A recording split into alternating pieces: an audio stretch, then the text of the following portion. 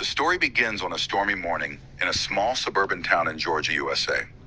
Jefferson High School, known for its mix of cultures, had always prided itself on unity, despite its turbulent history. But behind the school's pristine facade, shadows lurked in unexpected places. Mr. Harold McKinley, a seasoned history teacher with a commanding presence, was admired by some and feared by others. Beneath his polished demeanor lay deeply ingrained prejudices he had carefully hidden for years.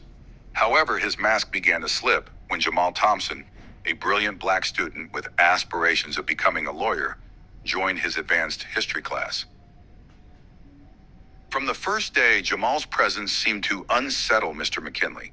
His sharp questions and refusal to accept simplistic narratives about America's past sparked tension. The teacher's subtle, dismissive remarks escalated into outright hostility during class debates. Whispers of favoritism and bias began circulating in the hallways. But few dared confront Mr. McKinley. He was too respected, too untouchable. But Jamal refused to be silenced. When Mr. McKinley publicly ridiculed him for questioning the glorification of Confederate figures, Jamal's classmates began recording the interactions on their phones. Clips of Mr. McKinley's condescending tone and racially charged comments spread like wildfire through the student body, igniting a storm of anger and disbelief. Parents, students, and teachers took sides as the videos leaked to social media. The hashtag #HashJustice for Jamal trended within hours, drawing the attention of local journalists. Jefferson High School became the epicenter of controversy overnight. While Mr. McKinley dismissed the backlash as a misunderstanding, the school principal, Miss Eleanor Grayson, called for an emergency meeting. Jamal's mother, a local activist, demanded accountability, while Mr. McKinley's allies downplayed his behavior as a misstep. Meanwhile, Jamal struggled with the attention.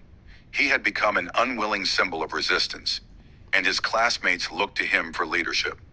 Torn between focusing on his dreams and fighting for justice, Jamal's resolve was tested as he faced anonymous threats and racial slurs scrawled across his locker.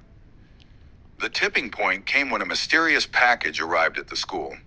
It contained old photographs of Mr. McKinley attending a rally for a notorious segregationist group. The evidence was damning, but no one knew who had exposed his past. As protests erupted outside the school gates, the town became a battleground of ideologies. National media descended on Jefferson High, and the school board faced immense pressure. Meanwhile, Jamal and his friends uncovered more troubling details about Mr. McKinley's history. A shocking revelation surfaced. Mr. McKinley had once falsified grades to hinder black students from qualifying for advanced programs. When confronted, he denied the allegations, but the evidence mounted.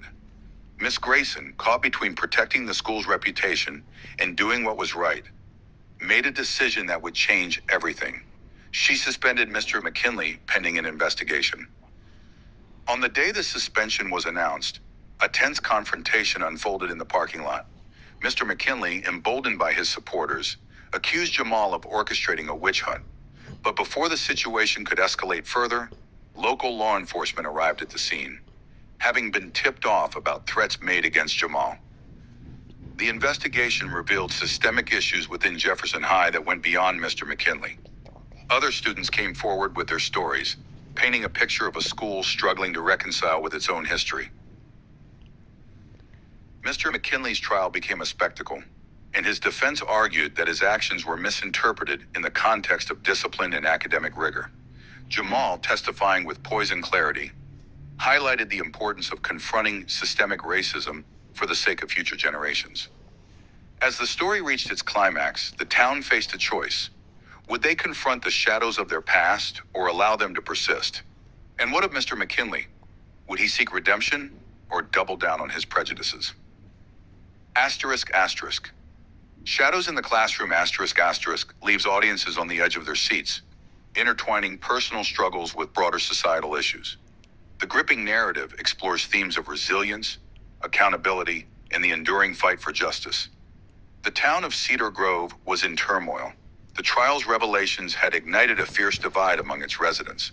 Some clung to Mr. McKinley's legacy as a respected educator, dismissing his actions as exaggerated.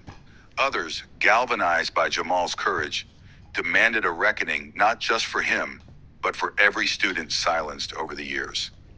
Meanwhile, Jamal's life became a whirlwind. Invitations to speak at rallies and interviews with national media poured in. Though honored, he felt overwhelmed by the spotlight.